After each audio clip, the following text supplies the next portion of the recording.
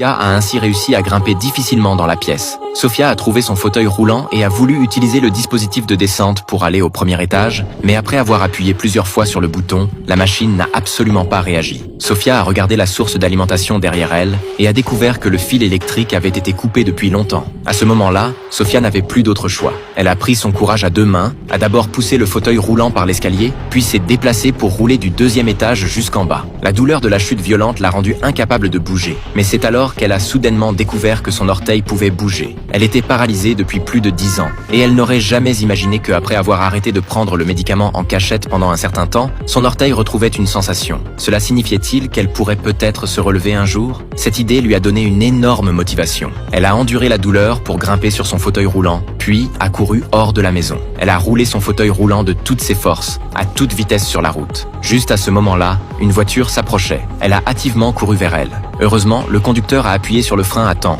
évitant ainsi un accident. Sofia a reconnu qu'il s'agissait d'un voisin du quartier. Alors elle a rapidement raconté qu'elle avait été emprisonnée par sa mère et lui a demandé de l'emmener au commissariat de police. Mais juste quand il poussait Sofia pour l'embarquer dans la voiture de sa mère est arrivée. Sa mère a tenté d'empêcher le voisin de emmener Sofia, affirmant qu'elle était psychologiquement instable et suppliant le voisin de ne pas s'occuper de cette affaire. Le voisin n'a pas cru ses paroles et a insisté pour l'emmener au commissariat. Juste quand Sofia voyait presque l'aube de la victoire, sa mère a soudainement attaqué le voisin. Ainsi, la première tentative d'évasion de Sofia a échoué. Quant à Sofia, elle a été directement enfermée dans le sous-sol par sa mère. Désespérée, Sofia n'a pu que se défouler en cassant des objets. Par hasard, elle a découvert un certificat de décès. La personne décédée s'appelait aussi Sofia et était morte 2 heures après sa naissance. C'est-à-dire que cet enfant était décédé juste après être né. Sur un autre vieux journal, il y avait un article sur la disparition d'un bébé. C'est alors que Sofia a soudainement compris la vérité. Elle était en fait l'enfant que sa mère avait kidnappé. En effet, ayant déjà connu la douleur de perdre un enfant, sa mère avait terriblement peur qu'elle parte quand elle grandirait. C'est pourquoi elle lui avait donné des médicaments vétérinaires pour la rendre paralysée et l'empêcher de quitter jamais son côté. Apprenant la vérité,